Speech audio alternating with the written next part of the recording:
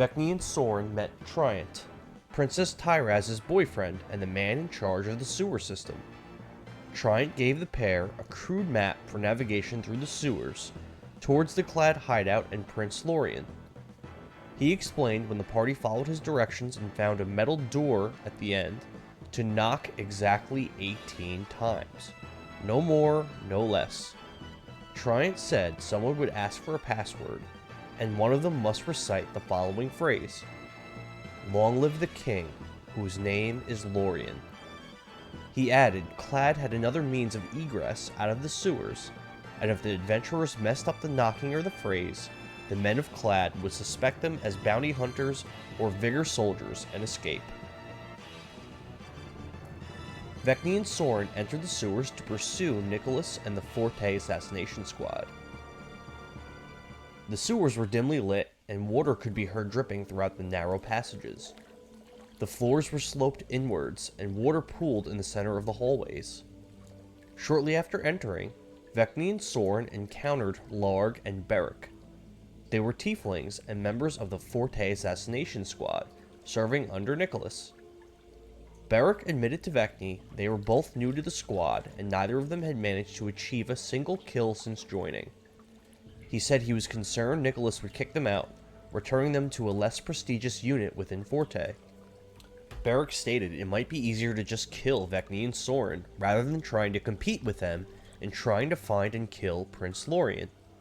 The two tieflings challenged the adventurers to a fight to the death, and a battle commenced. Vecni began the battle by lashing out at Beric with her whip, slashing and stinging him with the barbs. She followed up with a running jump kick, smashing her foot into his face. Beric slipped behind Vecni and reached out to grab her, but she evaded his grasp. Next, both Beric and Larg flanked Vecni, while Larg reached out to grab Vecni, but he also missed. Soren commanded Dexter, his owl familiar, to circle around to the back of Larg. Then he casted Mind Sliver on him, harming the creature with his magic. Vecni slashed Beric twice more with her sword, then slammed him with another punch. Beric's knees wobbled, but he stood his ground, appearing badly wounded from Vecni's attacks, but still determined to win the battle.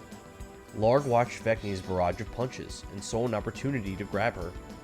He reached out and grasped her shoulders from behind, channeling his magic and expelling it into her body. Larg's spell cursed Vecni, making her much weaker and severely handicapping her for the remainder of the fight. Focused and enraged from the many wounds he received, Beric lashed out with a barrage of 4 attacks with his claws, all aimed at Vecni Avumque. Only one struck home, but the blow dealt critical damage to the High Elf pirate. Soren lashed out at Larg with Tasha's Mind Whip, dealing severe psychic damage and slightly disabling the tiefling assassin. Next, Vecni nailed the badly wounded Beric with a punch to the jaw, turning his head further than 90 degrees to the right, snapping his neck and killing him. Vecni turned to Larg, breathing heavily from dispatching Beric, and suffering from the effects of Larg's spell. In an exasperated whisper, she said to him, "You're next." Soren fired off another Mind Sliver, targeting Larg, but the tiefling resisted Soren's spell. The effects of Larg's curse took a toll on Vecni, and she struggled to act. She managed to drop her sword and land a punch on Larg, however. The punch struck his chin, dazing him and leaving him quite hurt. With a determined glint in his eye, Larg glared at Vecni with a rage he did not exhibit earlier in the battle. Larg dove at Vecni with his claws, slashing deep into her chest. Soren attacked Larg again with Mind Sliver, piercing his mind and harming the reeling tiefling. Soren immediately slid behind Larg and deftly drew out his dagger. He grabbed Larg's head from behind and pressed his blade to Larg's neck for the briefest of moments, before slitting the tiefling's throat, spraying blood onto Vecni, who was already covered in deep wounds, and spilling some of it into the brackish water on the sewer floor. Larg crumpled to the ground, dead. Vecni and Soren continued through the sewers, navigating the passageways. Soren summoned his owl familiar and used it to scout for potential threats. While scouting, Dexter, Soren's owl, found clad posters along the walls of the sewers. Dexter traveled the maximum range she could away from his master, but the sewer passages continued on. Soren and Vecni decided to travel in the opposite direction from where Dexter scouted. Vecni and Soren found a wooden sign offering women in gold, pointing to a passage leading to another room. Soren sent Dexter into the passage to investigate. The familiar entered a larger room with 3 chests pressed up against the wall on the far side. 2 women were lying on tables, their legs spread open. The women were manacled and shackled to the walls behind the table. One of the women was dead and in an advanced stage of decomposition. The other woman appeared to be alive but unconscious. Dexter also observed a large, fleshy, humanoid creature and a larger than normal orc hiding on either side of the entrance to the room. Soren and Vecni discussed what to do about the situation. Believing the chests could potentially hold potions or other useful items, Soren decided on a strategy. He snuck down the hallway leading to the entrance of the room. Soren knew the exact positioning of the 2 creatures because of Dexter's scouting. Soren casted Hypnotic Pattern at the room's entrance. The fleshy creature and the living woman were affected by the spell, while the large orc resisted it. Immediately sensing his spell failed to affect the orc, Soren used one of his portents to shift space and time, forcing the orc to fail its save. All 3 beings were caught in Soren's hypnotic pattern and saw a twisting, swirling pattern of colors, leaving each of them completely incapacitated. Knowing the spell's duration would be very brief, approximately 1 minute, Soren and Vecni rushed into the room and approached the 3 chests. Both adventurers detected the deceased girl reeking of death. Soren opened 2 of the chests, while Vecni opened the 1 chest that remained. In Soren's 2 chests, he found a potion of healing and a potion of superior healing. In Vecni's single chest, she located a potion of water breathing and a javelin of lightning.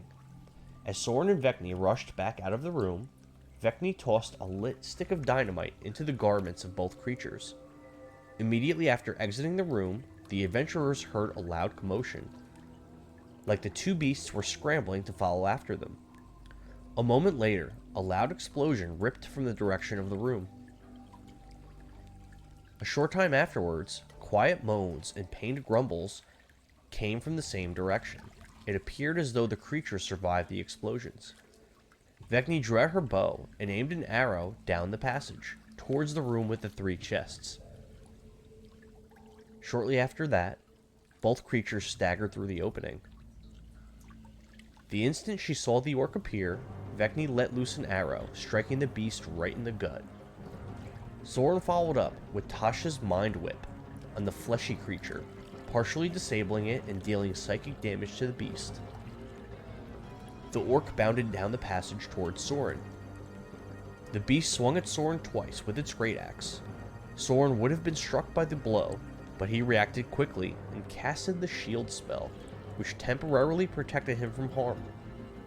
Both of the orc's strikes slammed harmlessly into Soren's magic barrier and slid away from the clever human mage. On the orc's second miss, he slipped and fell to the ground, landing prone in front of Soren. Due to Soren's Tasha's Mind Whip spell, the fleshy creature was unable to move and attack, so it pulled out a javelin and hurled it at Soren. The javelin bypassed the magic shield and struck Soren in the left side, dealing considerable damage. Seeing the orc was badly wounded and lying prone on the ground, Vecni leapt into the air and came down at it with a knee. The creature squirmed out of the way, and she narrowly missed crushing its head. Vecni was still much too fast for this orc, however, and she immediately popped back up and stomped down on its throat, breaking the beast's neck and ending its life. Some blood splurted out of its dying body and splashed onto Soren's fancy raiment. Vecni pushed off the dead orc's neck with her foot and did a back handspring to return to cover behind the passage wall. Soren launched another psychic attack on the fleshy creature, once again affecting it with Tasha's Mind Whip. The creature used its movement to flee back into the room and hid to the left of the entrance. The creature appeared grievously injured after suffering a sustained psychic attack from Soren, not to mention enduring the dynamite explosion that initiated the battle. "You ain't going nowhere!" Vecni raced after the creature and circled behind it. She leapt onto the beast's back, firmly planting her feet on its shoulders. Then, Vecni tightly gripped the creature's head with her arms and gave a sharp twist, snapping its neck. The large, fleshy humanoid being fell to its knees, then face-planted into the brackish sewer water, quite dead. Vecni took the gag out of the living woman's mouth and freed the girl from her manacles. The woman left the room and headed for the exit of the sewers on her own. Soren and Vecni decided to take a brief rest, as both of them suffered wounds and used some of their abilities during their back-to-back battles in the sewers. Shortly after settling in, the adventurers heard a loud hissing sound and some splashing coming from outside the room. A giant crocodile appeared near the entrance. Vecni unfurled her whip and slashed it twice, with stinging strikes to the side of the crocodile's face. Soren casted Cause Fear on the giant creature, forcing it to experience a terrible terror with images of Dexter running through its mind. The creature turned and flopped itself into the extremely shallow, brackish water. The beast wriggled itself in the water and jetted back down the hallway. When the crocodile reached the end of the passage, it managed to break free from Soren's spell. Vecni used Shape Water and formed the brackish water into a 5x5 solid cube of ice, blocking the entrance into the room. She drew out her bow and prepared herself for the crocodile to burst through the ice and back into the room.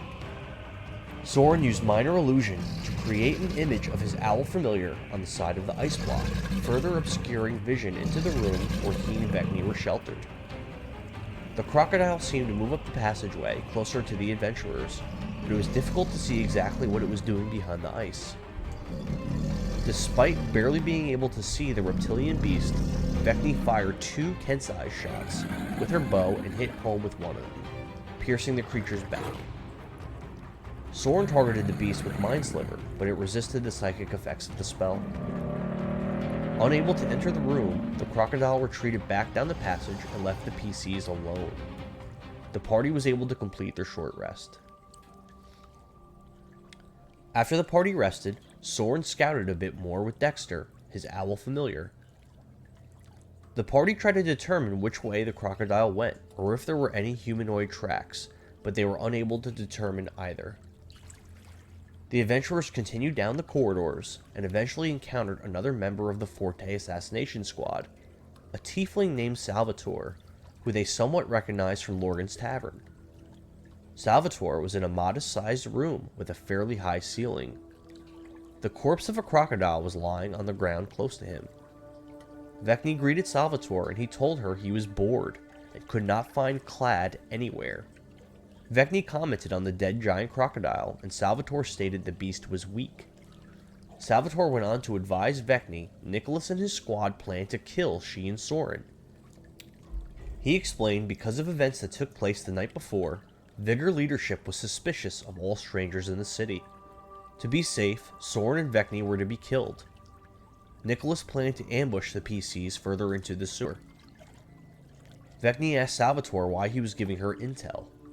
Salvatore said it did not matter because he was bored and wanted to kill something. Salvatore continued because Vecni and Soren were before him, he wanted to test their mettle.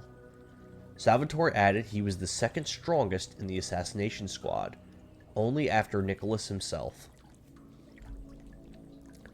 Seeing something she could exploit in Salvatore, Vecni manipulated him and convinced him to let she and Soren pass by without a battle. Salvatore agreed. This was a win-win situation for him. Either Soren and Vecni fought Nicholas and died anyway, or they defeated Nicholas and Salvatore received a promotion and went on to lead the team. Vecni mentioned she and Soren already killed 2 other members of the assassination squad, but Salvatore was not impressed by this. He stated Larg and Beric were both new and the weakest on Nicholas's team. Salvatore leaned in with his mouth towards Vecni's neck. She gave him a suspicious side-eye but did not move. Salvatore whispered, Nicholas liked to use traps. He explained Nicholas likely set some traps up in the passages ahead. Salvatore described some of the traps to Vecni, going on to say designing and setting traps was one of Nicholas's favorite things, after killing, of course. Soren asked Salvatore what the party would get in return for killing Nicholas. Salvatore did not want to offer up a reward, but stated he would be quite impressed if the two adventurers managed to defeat Nicholas, as he was very strong. Salvatore stated that if he went on to lead the group, and another hit was put on Vecni and Soren, he would give them some kind of a warning before killing them. Salvatore moved aside and let the party pass.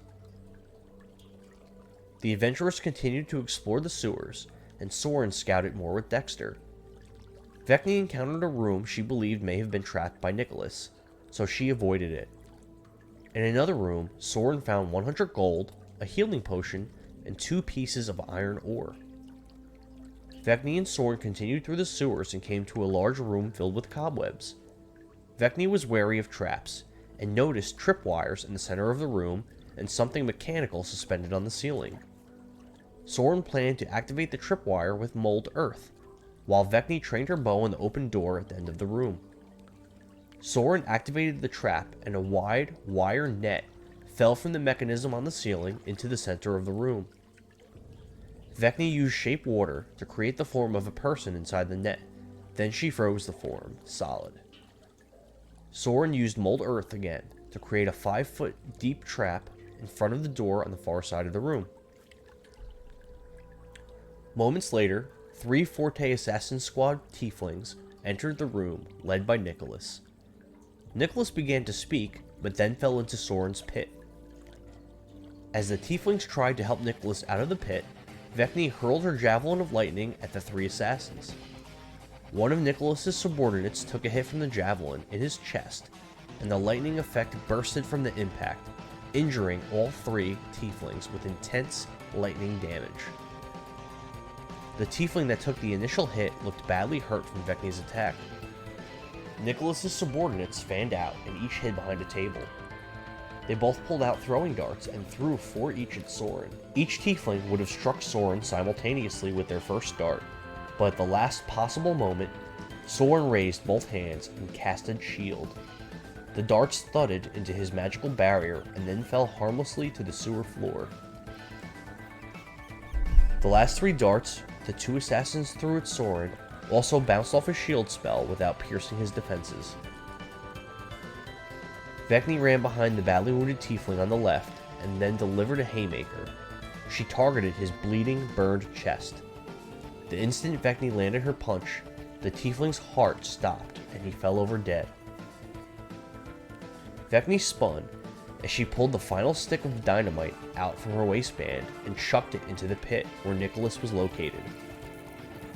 For the first time since inscribing the spell to his spellbook, Soren casted the fireball spell. Soren raised his wand, inhaled deep. Then it appeared as though he pulled off his own face, revealing a skull underneath.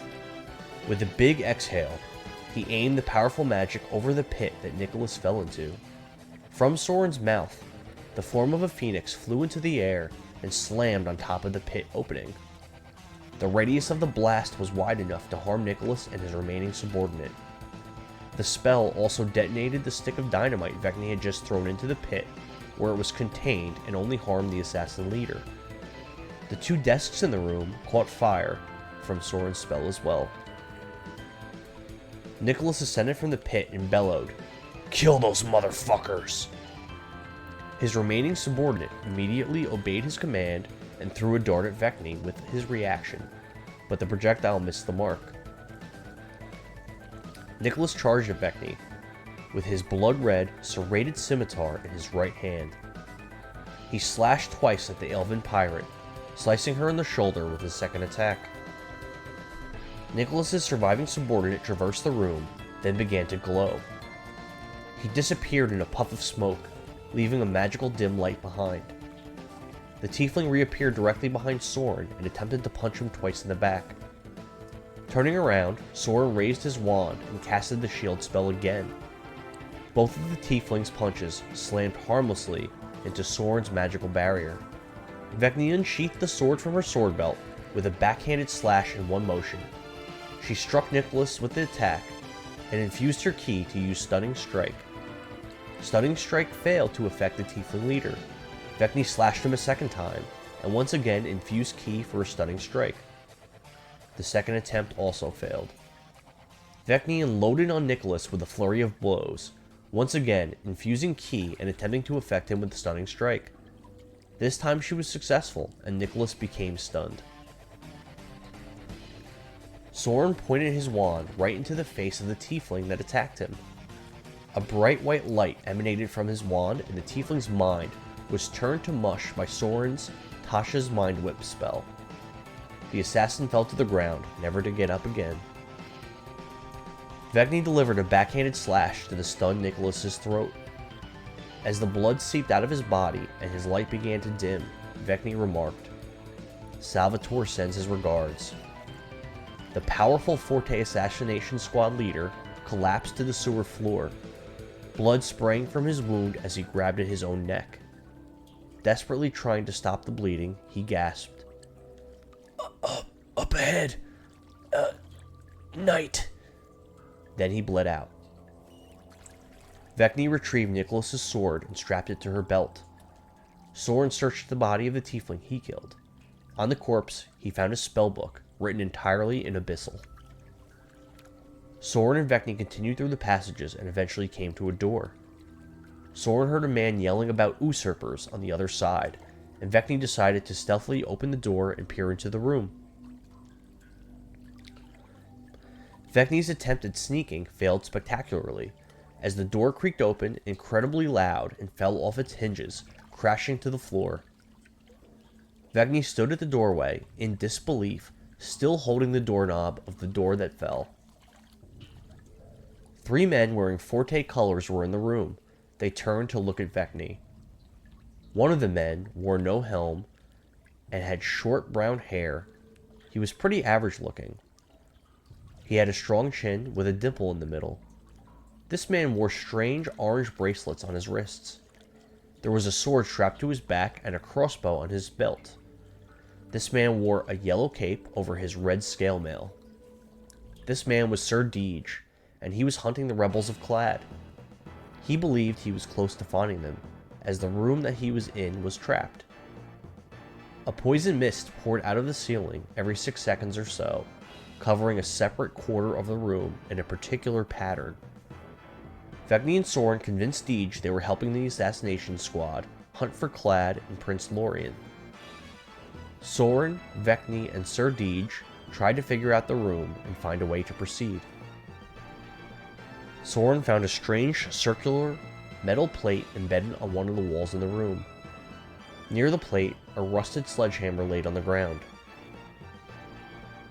Soren and Vecni came to believe this metal plate was the same one Triant spoke of and would lead them to the Clad hideout.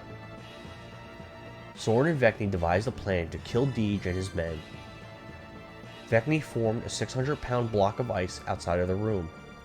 Then she and Soren beckoned Sir Deej to leave the room to confer with Nicholas about the trapped room and the location of Clad. Sir Deej was determined to stay in the room and truly believed it would lead him to Clad and Prince Lorien. He refused. Soren warped space and time with his portent, and Sir Deej was convinced to leave the room anyway. Upon exiting, Soren and Deej spoke a bit. During the conversation, Deej showed Soren that the orange bracelets on his wrists contained retractable blades. Soren got Deej to turn and give his men an order. With his back turned, Soren attempted to cast Mold Earth underneath Deej's feet. Unfortunately for Soren, Sir Deej was cognizant of his surroundings, and Deej was able to get out of the way before the spell was cast. Vecni cocked a fist and moved in to punch Deej. He quickly reacted and grabbed the shield strapped to his back. He whipped the shield to his front and tried to bash Vecni with it. She ducked to the right, crouched down, and swung at Deej with a powerful right hook. Deej planted his right foot and pushed backwards, propelling his body out of the way, narrowly evading Vecni's punch. Vecni shifted her weight onto the other side and came back at Deej again with a left hook. This blow landed, and Vecni used the last bit of her ki to attempt a stunning strike. The ability failed to affect the Forte Knight, however. Deej's men advanced forward, while Deej disengaged and took cover behind a table in the center of the room. Soren casted Molten Earth, making a pit at the entrance into the hallway outside the room. Gas spewed down into Deej's position, burning him with the gaseous acid and scorching his skin. One of Deej's soldiers went through the door and attempted to leap over Soren's pit. He failed to make it across and fell down the 5-foot hole. Vecni immediately used her ready action to U-shape water and drop the block of ice directly into the hole on top of the man. The 600 pounds of ice slowly crushed the warrior to death as he screamed in agony and terror. The second soldier stepped onto the ice and swung his sword at Soren, but missed. As the battle raged on, the gas continued to spew out of the ceiling vents in the same pattern as before. Soren casted Mind Sliver on Deej's remaining subordinate, inflicting psychic damage on the man. Vecni landed 2 lightning-fast whip slashes on the subordinate, then stepped in with a savage knee to his right side, leaving him badly hurt. Soren raised his wand and casted Mind Sliver on the remaining soldier again. This time, the matter contained within the man's skull exploded, and he died instantly. Vecni drew her bow and fired 2 shots at Sir Deej, but missed him. Deej ducked down behind the table for cover and attempted to survive the kill box he found himself in. Soren and Vecni launched attacks at him from the doorway, with Vecni firing arrows and Soren causing loose earth to fall onto him from the ceiling. Sir Deej also had to worry about the gas coming from the vents in the ceiling as well. Some of the loose dirt hit Deej, and he attempted to get out of the way. The cubic foot of dirt weighed nearly 500 pounds, so it did not feel too enjoyable for the Forte Knight. Vecni crept into the room to where she could see Sir Deej, with him only having half cover, and fired 2 more Kensai's shot arrows at him. One of the arrows struck Deej. Vecni then fled back to cover outside the room. From behind cover, Sir Deej popped the top off of a healing potion and gulped down the contents, restoring some of his health. Soren used Mold Earth again, dumping more dirt onto Deej, harming him. Vecni quickly darted into the room and fired 2 more Kensai's shot arrows at Deej, once again hitting him with 1. She egressed from the room back to cover. Sir Deej realized he would surely die if he continued his current course of action. He had 1 gambit left, and that was to go against his nature and advance on his 2 opponents. Deej left his cover and charged towards the open doorway. Vecni fired 2 more Kensai's shot arrows at the advancing knight, hitting him in the abdomen with one of the projectiles. As Deej reached the doorway, Soren used his reaction to cast Mold Earth under the man's feet. Deej fell prone into the pit. Vecni lifted up her ice block and deposited it right on top of Deej inside the pit. Sir Deej, anointed Knight of Forte, turned just in time to see the block of ice come crushing down onto him. Vecni removed the ice from Deej's pit, so Soren could search the corpse. He found Deej's longsword, crossbow, a potion of healing, and Deej's wristblade bracelets. Vecni avoided the green mist, picked up the sledgehammer, and knocked on the steel wall plate 18 times. After 30 seconds, she heard a muffled voice on the other side of the wall, demanding a password. Vecni answered, "Long live the king, whose name is Lorien." Moments passed by, and some kind of mechanism in the wall began to activate and move. A portion of the wall containing the steel plate opened like a door, and the adventurers stepped inside. They followed a passage and came to a door with a poster of the clad sigil. Vecni turned the handle of the door and opened it.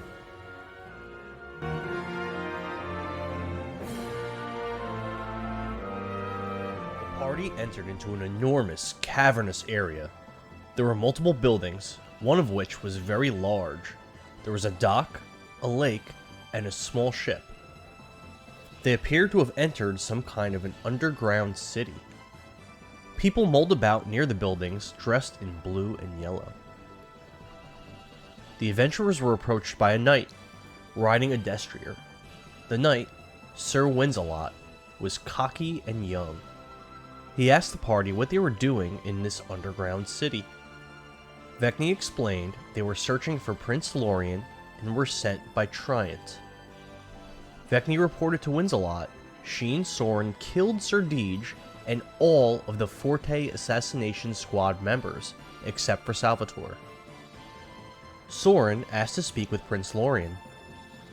Sir Winsalot explained he could not grant such an audience, and directed Soren to speak with Sir Brost in the large building ahead. Wins escorted Soren and Vecni to the large building, which he explained was a tavern of sorts. Winsalot told the party he once served the Lions of Pride Cutter Keep, but could no longer serve under their banner due to their allegiance to Forte. Vecni mentioned to Soren she wished to fight the cocky Sir Winsalot one day to bring him down a peg or two. Vecni and Soren entered the bar and observed a small tavern interior, with a small number of patrons sitting about. The bar grew silent upon the entrance of the PCs. Vecni asked for Sir Brost, and the patrons shouted for someone named Zaros. Shortly after that, a hulking, bald man, shirtless with rippling muscles, entered from a back room. The man was grizzled and armed with a large sword and a warhammer. This man was Zaros, the late King Lorien's greatest champion. Zaros asked the adventurers what their business was in the clad hideout.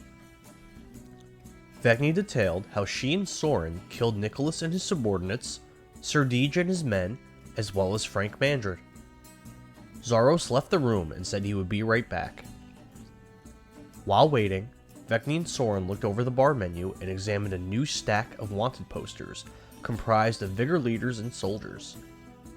Vecni and Soren shared some drinks and bickered over who would claim the bounties for the Vigor targets they had already killed.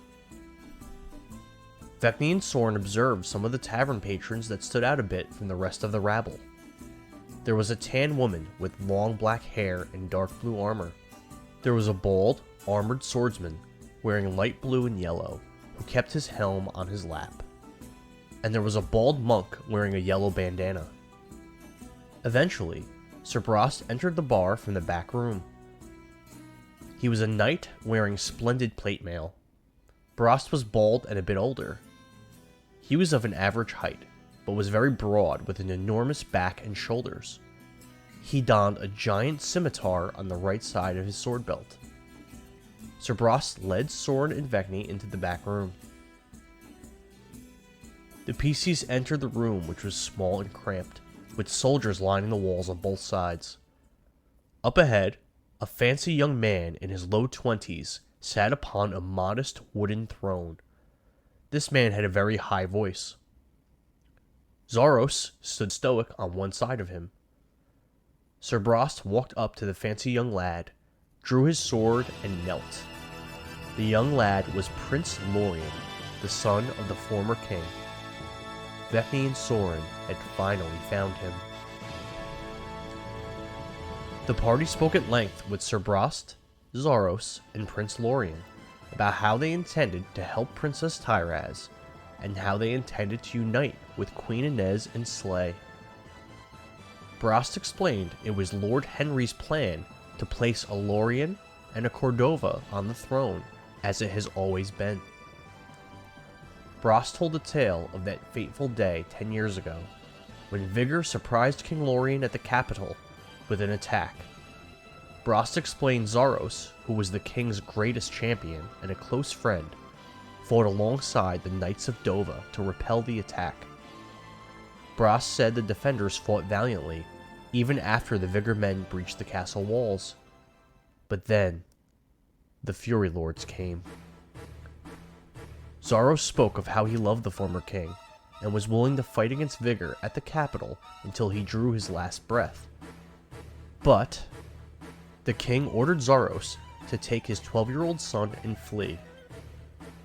Zaros explained, on his way out of the city, he faced Lord Odoacer in single combat. Zaros stated he barely escaped with his life. as the half-orc Fury Lord was incredibly powerful. Not only that, but Zaros said Odoacer did not use the special gauntlet that he wore in the fight. Zaros came to believe Odoacer was not even taking the battle seriously. Brost continued his story, telling of how after the capital fell, Vigor's army marched south to Bluebolt, taking the castle without a fight. The Vigor army continued to trek south down Dilly Road, where the great knights and lords of the valley made a stand, but they could do nothing to stop the Vigor conquerors and the Fury Lords. Many lords and knights bent the knee, eventually becoming the group called Blues. Those that refused to kneel, but stayed in the valley, were captured and executed. Still others fled south to the fringe, through Whitefawn Forest, traveling to the ancient, dilapidated castle of Dilhanning, which they restored and renamed Queensgrace. After the conquest was complete, Dilly Road was renamed by Vigor. It is now called Conqueror's Road. Brost asked the adventurers to break Lord Henry out of the jail and bring him back to the Clad hideout. Then together, they could develop a plan to place Lorien on the throne of Dovah. Vecni spoke of how she attempted to gain allies within Blues, but Brost seemed dissatisfied with this. He said all in Blues were traitors, who should have fled and joined Inez in Queensgrace. He stated they had been bribed by the Vigor Lords with magic items. The Clad Knight added all in Blues should be put to the sword. Vecni suggested that allying Slay, Clad, and One together could overwhelm Vigor, as they would be unable to fight a war on so many fronts. Brost answered, saying Lord Henry was the tactical mind of Clad. He must be rescued, and this needed to be discussed with him before a decision to ally with One could be made. Soren asked a favor of Brost. He requested that on the day when Clad was to confront the Fury Lords themselves, he would like an audience with the one called Odoacer. Soren explained he was on a mission from Ferelden to reunite the former members of the Burning Fist. The PCs cashed in the wanted posters for Nicholas, Sir Deej, and Frank Mandred. Sir Brost awarded them with 21,200 gold. He also mentioned he would award the party with the King's Protector, a magic shield, if they managed to rescue Lord Henry. The King's Protector was an enormous golden shield with beautiful artwork of a giant crown on the front. After receiving their rewards, Vecni and Soren retired to beds in the tavern, for the purpose of recuperating from their multiple battles in the sewers. Vecni awoke quite a bit earlier than Soren. She walked downstairs and spoke to the bartender. Vecni learned the woman with dark blue armor was Rowena Ravenclaw. Her father, Lord Ravenclaw, was executed by Vigor during the war. Technically, and by right, she should be the Lady of Ravensperch, but she refused to bend the knee to Vigor and has joined Clad and Lord Henry, for the purpose of restoring the Lorien family to power. Rowena had a child with Winzelot, but has since friend-zoned him. The bartender explained the bald swordsman was Getman, a loyal vassal of the former king. Getman was familiar with many of the Vigor officers and could answer questions about them. He was good at sneaking in and out of the city, and was in the running to become the royal spymaster of Dovah if Lorien was able to claim the throne. The bartender spoke of the monk, wearing the yellow bandana, Doomfist.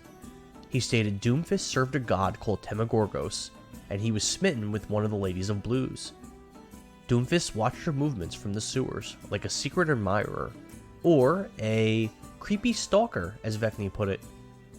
Doomfist was also a loyal servant of Lord Henry and the former king. Vecni sat down for a drink with Getman. Getman divulged the Forte guards were corrupt and easy to bribe. He explained Forte sentries were poor at their jobs and it would be a simple thing to reach Henry's cell. Getman added, breaking Henry out of the cell would be another matter, as the average guard would not have a key. According to Getman, Forte leadership planned to execute Henry the following night. He said there was a guard named Hunter who had watch from 1 a.m. to 4 a.m., who was particularly lazy and greedy. Getman stated he believed during Hunter's watch it would be the best time to strike.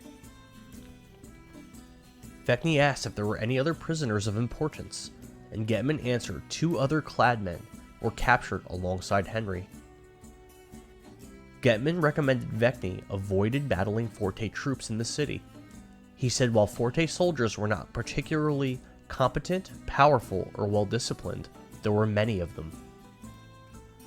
Vecny stated she would like to try to kill Mayor Shroud. She asked Getman what he knew of the mayor's guard, Rochambeau. Getman said Rochambeau was one of the fiercest warriors in Forte, stronger than Nicholas or Deege, weaker than only Karagonda himself most likely. Vecny asked if Karagonda had returned to the city after Frank Mandrade's defeat, but Getman said he did not believe so, and Karagonda did not spend much time in the city. It was implied by Getman that Rowena was quite kinky. While Vecny and Getman discussed Rowena and Sir Wins-a-Lot, Vecny again remarked she would like to fight the young knight. Vecny and Soren left the hideout, taking the boat at the small dock labeled Kingsman. The party exited through a cave entrance between rocks and found themselves at the far side of the reservoir in the northeast of Vigor Valley City. Vecny used shape water to silently guide her boat to shore. The adventurers scoped out the municipal buildings and mayor's office. After discussing what to do for a short time, Soren and Vecny decided they would wait for the corrupt guard, Hunter, to start his shift at 1 a.m. The group backed away from the municipal buildings and took a trip to the Valley Shopping Center, hoping to spend some of their newly earned gold. They found the alchemist shop was still open at this late hour. Vecny and Soren perused the alchemist's wares. He only had a limited inventory and stated he brewed new potions each week. Vecny remarked on the high prices of the alchemist's potions, but he responded saying this was a seller's market. He said he was the only skilled alchemist in the city. Soren purchased 2 potions of Remove Curse and a potion of Dark Vision. Vecny purchased a potion of Cure Serious Wounds. The alchemist also had some material components and a variety of kits for sale. Soren purchased a small white pearl for 500 gold, so he could use his Identify spell. The group visited the armorer next and saw all the lights were off inside the small building. Vecny peered through one of the windows and, due to her dark vision, she was able to see a single dwarf standing still inside, facing the front door. Vecny recalled Trifle, the armorer, mentioning a dwarf worked for him.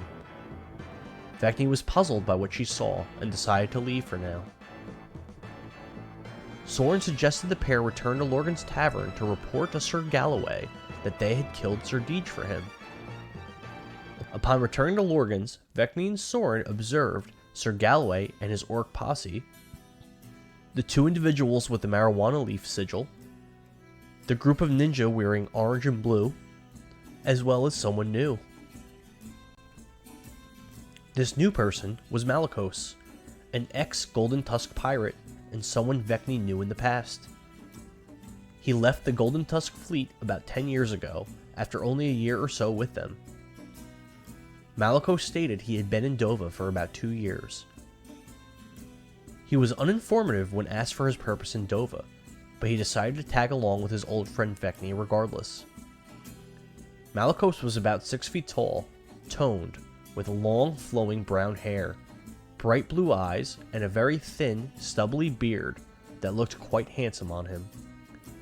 Malicos wore a brown cloak and was about 35 years old. Malicos explained he heard an elf matching Vecny's description was said to be in Vigor Valley City, so he had to investigate to see if it was her. Vecny introduced Soren to Malicos as her concubine. Soren reported to Sir Galloway that he was able to kill Deege, showing off his prize, Deege's orange retractable blade bracelets. Galloway was pleased to know that he had a chance to get with Deege's girlfriend, Rochambeau. Galloway said that while Soren agreed to do the job for no monetary reward, he had a gift for the human wizard. Galloway explained his friend at the mercenary recruiting office was holding onto a special saddle for him. He added Soren was welcome to it. Galloway went on to say he took Soren's advice and was in talks with Mayor Shroud about possibly joining Forte. The adventurers left Lorgan's and journeyed back to the municipal buildings, avoiding the sentries, and entered. The party found themselves in a lobby. The lobby was unoccupied. There was a painting of a man in a fancy blue suit on one of the walls. There was a sign with directions to different areas: the mayor's office, the jail, Frank Manager Library and Observatory, and Municipal Building and City Hall. The group followed directions for the jail, walking down a short stairway and encountering 2 Forte guards. Without missing a beat, Soren promptly bribed both guards with 100 gold pieces each. The guards allowed the group to pass by without a word. The adventurers entered the jail and found one cell containing an orc, and one cell containing 3 humans wearing blue and yellow. Both cells had very serious-looking locks on them. Vecni asked the group of humans if any of them happened to be Lord Henry. A distinguished-looking man with a gray beard and a soiled but fancy-looking blue and gold tunic answered that he was Lord Henry. Vecni advised Lord Henry she supported Queen Inez's claim to the throne, and that she came to the jail to break him out.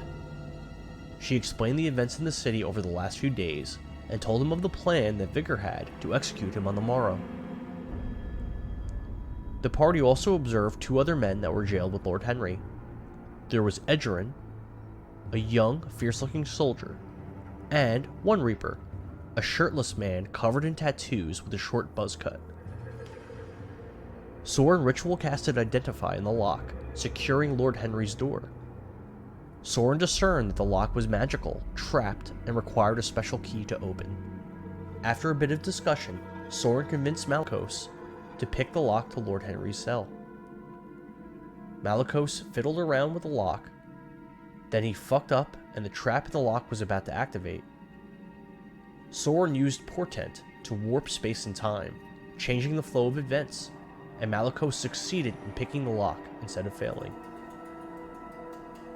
Soren walked to the other cell and spoke to Loki, the orc inside. Loki, who spoke in broken common, stated he was arrested on accusations of working with Lord Craven and Bloodmist, but that he does not even know them. Loki explained he was from a small village in the Clad Crownlands, and he traveled to Vigor Valley City to offer his services as a mercenary. Loki offered a gift to Soren in exchange for being freed. He pulled down his pants and reached into his ass, pulling out a handful of gold coins. Loki reached into his ass again and pulled out a potion of gold liquid glowing with a gold aura. Loki stated if someone was to drink the liquid, it would make them strong forever. Vecni exited the jail and approached the 2 guards posted outside. She stated they both looked tired and should go home. She handed each of them 1,000 gold pieces. One of the guards made a comment about how they might get in trouble, but still, both of them accepted the bribe and promptly left their posts. While Soren casted Identify on the bars to Loki's cell, Lord Henry advised him Mayor Shroud was the only one with the key to the locks. He added the mayor was usually alone with a single bodyguard. Vecni asked Henry if it would be helpful to kill the mayor, and Henry answered that it would. Henry and his men left the jail and headed back towards the Clad hideout, while Vecni, Malicos, and Soren approached the mayor's office and entered. Inside, the party saw a fancy office with 2 marble pillars and 2 exquisite statues on both sides of the room. There was a lit fireplace with a bearskin rug on the floor in front of it. There was a luxurious red carpet that led from the door to a fine wooden desk at the far side of the room. There were no guards present, aside from a tan-skinned woman in golden armor with bits of orange and an orange cape. Behind the desk was a red-faced, sweaty man in a blue suit wearing a blue hat. This was the same man in the painting on the wall of the lobby.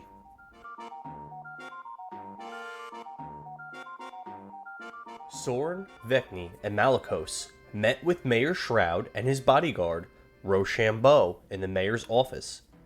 Vecni altered her voice a bit to somewhat disguise her identity. The mayor, who was red-faced, sweaty, and overweight, immediately asked for donations and contributions from the PCs.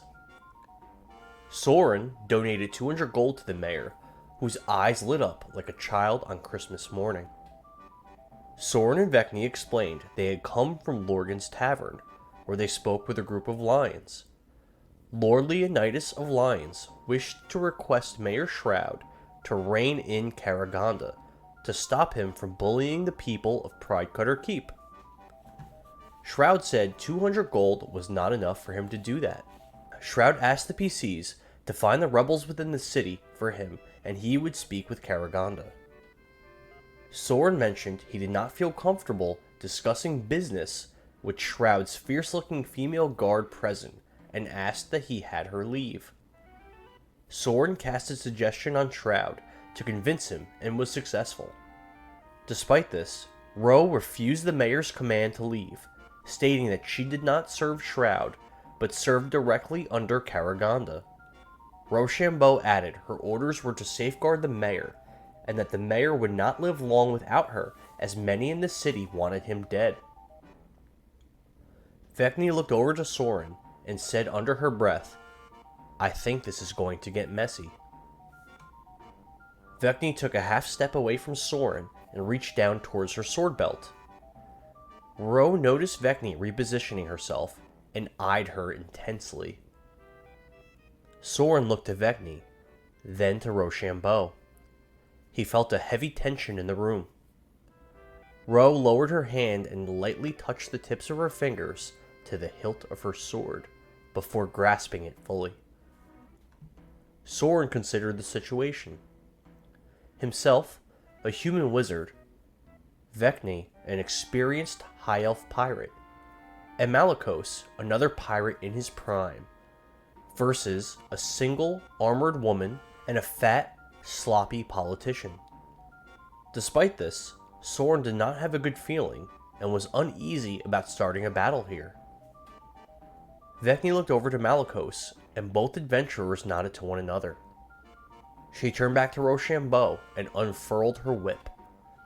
Vecni snapped her whip at Ro twice, landing a blow on her armored stomach. Vecni infused ki to stunning strike Rochambeau, but Ro seemed impervious to the ability.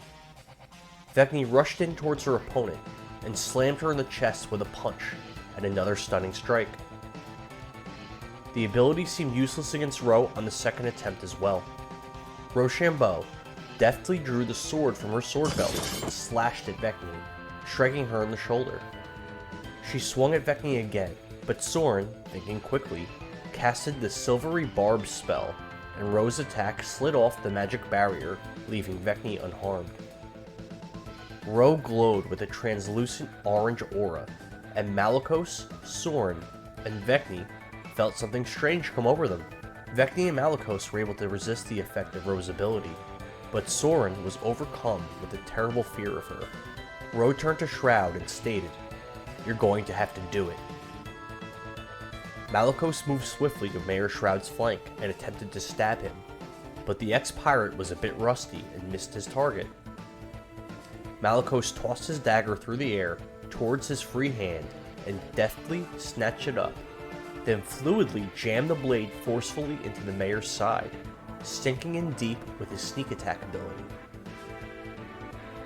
Malicos showed great movement on the cramped battlefield, circling around his prey without giving up any advantage at all.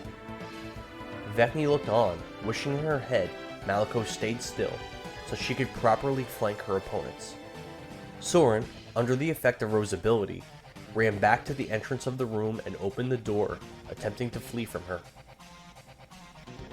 Mayor Shroud reached under his desk, and everyone in the room heard a quiet click noise. A mechanical clanking sound emanated from underneath the floors. In the middle of the room, going from the mayor's desk to the doorway entrance, fell away like a giant trap door.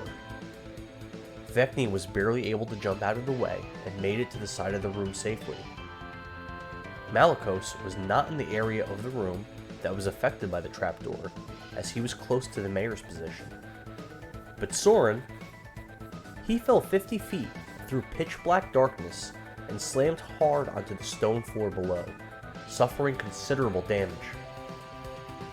On a positive note, with Sora no longer able to view Rochambeau, he broke free of her ability's effect, but he was now 50 feet down in a pitch-black pit. Vecni leapt into the air and landed behind Rochambeau. She threw a hard hook into Ro's ribs, causing Ro's body to jerk violently with the force of the blow. Then Vecni infused ki to attempt a stunning strike.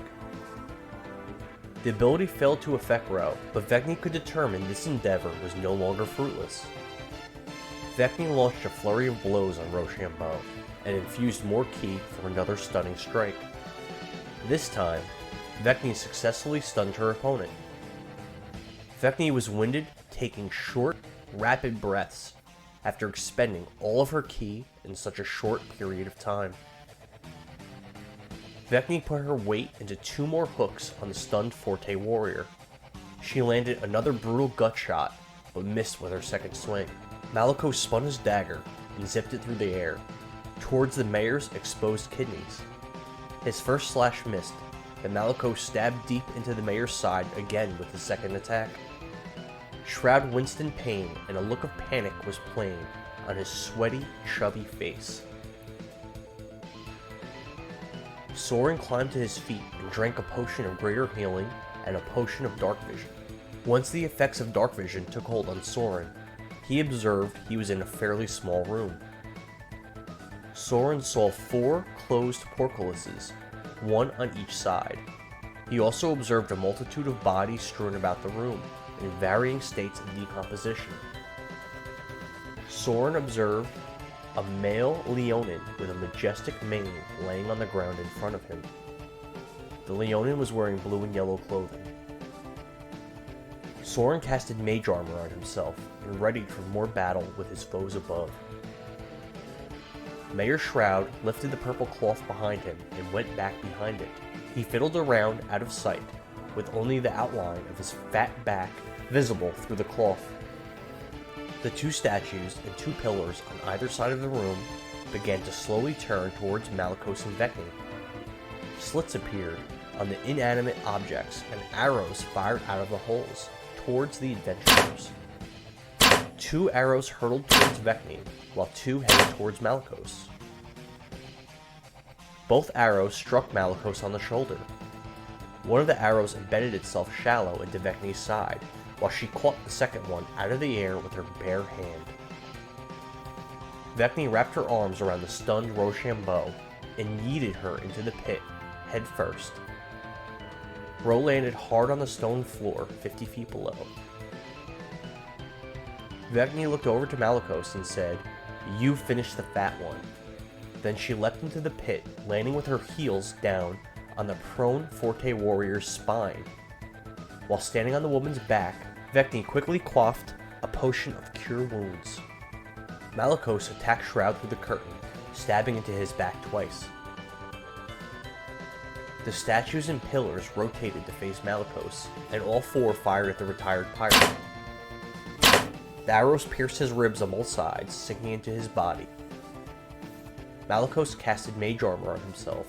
Then he sank his dagger deep into the mayor's back again. More arrows hurtled towards Malicos. He was hit by 2 of them, but one missed and struck Mayor Shroud. The arrow pierced the mayor's back and slipped into his heart, killing the overweight man. Blood poured from the purple curtain, and the silhouette of Mayor Shroud collapsed to the ground. Rochambeau moved clumsily at the bottom of the pit and happened to stagger directly towards Soren. She slashed at Soren and blindly struck his right shoulder twice. Soren cast a bestow curse on Ro and successfully cursed her. Vecni whispered Ignis to her javelin of lightning and threw it at Rochambeau.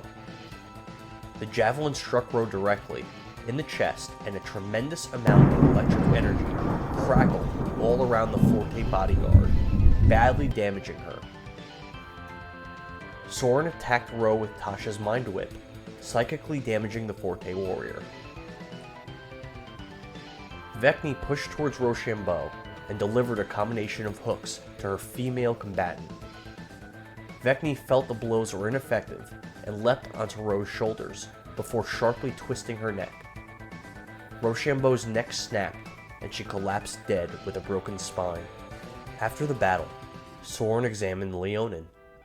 Soren determined he had multiple chunks of flesh missing from his body, most likely from some kind of animal bite.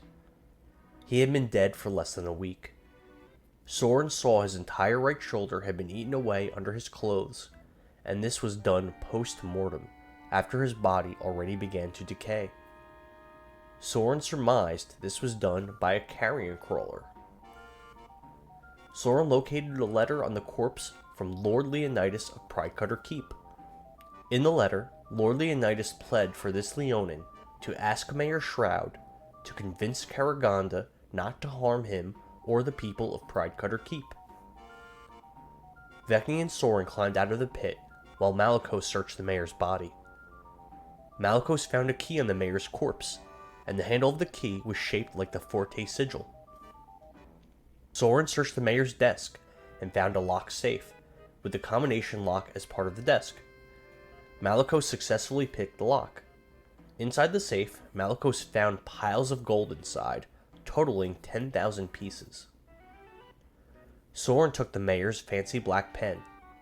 The pen cap looked like the mayor's face, in a Pez dispenser type fashion. Soren tossed the mayor's body into the pit and closed the trapdoor. Then he tidied up the room to attempt to hide the fact that a battle took place here. The adventurers left the mayor's office and returned to the dungeons. Malicos asked Loki for the gold and the potion in exchange for his freedom. Loki handed over the 50 gold pieces, which were brown and feces stained. Soren accepted the gold. Next, Loki handed over the golden potion, which Malicos accepted and wiped it down. Malicos unlocked Loki's cell with Shroud's key, and Loki egressed from the dungeon. Soren convinced a begrudging Vecni to stop by the Mandrid Library and Observatory before leaving the municipal buildings. Soren located a spell scroll of Ice Storm written in Elvish while searching the library. Soren found a back room filled with old, crumbling tomes. Inside the room, he discovered some tomes about gods, demons, and a being referred to as the Generator. Soren ascended to the top of the building, entering into the observatory. He found a dirty, broken telescope. Soren used mold earth to clean up the dirt and look through the lens. Soren observed the blurry image of a remarkable focused light. He could not fully make out the image due to the crack in the lens. Soren, Vecni, and Malicos exited the municipal buildings, avoiding sentries. They traveled back to Lorgan's Tavern. Soren and Malicos retired upstairs to get ready for bed, while Vecni drank at the bar and spoke with Lorgan. Soren casted Identify on the potion Malicos received from Loki. Soren determined drinking the potion would grant a permanent increase to Constitution, but that it was cursed. After resting a bit at Lorgan's, Vecni and Soren took a trip to the mercenary recruiting office. While en route, the adventurers observed a black crow flying directly towards Soren. The crow had a letter on its talons.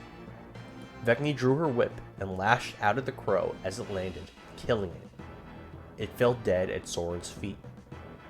Soren took the letter from the crow and observed the letter was sealed with the sigil, representing the White Rose of Ferelden. Soren recognized the crow as belonging to his mother, the Queen of Ferelden, Genlia Avicii. The party continued on into the mercenary recruiting office. They met the individual working there, a half-orc with sharp yellow teeth and stupid-looking orange sideburns. Vecni handed the worker the manpower request she received from Joey McGriggins in Queensgrace. Soren advised the half-orc that he was sent by Sir Galloway to pick up his saddle. Soren received the saddle, which would grant any horse equipped with it a +2 to AC. The saddle was black leather and finely decorated. The sigil of Ferelden was woven onto it. The buckles and straps of the saddle were golden.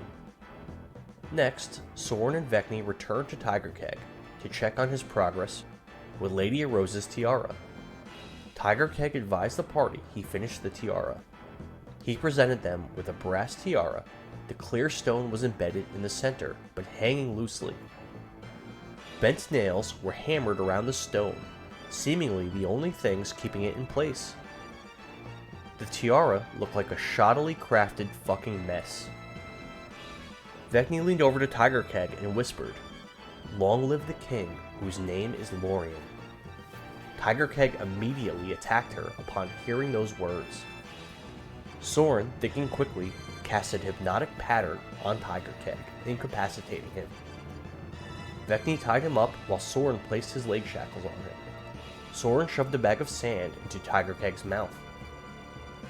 Soren cast a minor illusion to disguise Tiger Keg's face, to make him appear to be a pure-blood ogre that was missing an eye. In actuality, Tiger Keg was a Mach Nathal, a very rare hybrid of an orc and an ogre. Soren retrieved Vecni's horse as well as his own from the stables, while Vecni knocked Tiger Keg unconscious. Vecni observed from within the blacksmith there was a great deal of commotion in the city, and the Forte soldiers appeared to be on high alert. Soren and Vecni traveled through a residential area pretending to be Forte soldiers with a drunk ogre in tow. They tricked a group of 40 Forte soldiers while en route. The party returned to the clad boat called Kingsman. Then they returned to the clad hideout with Tiger Keg.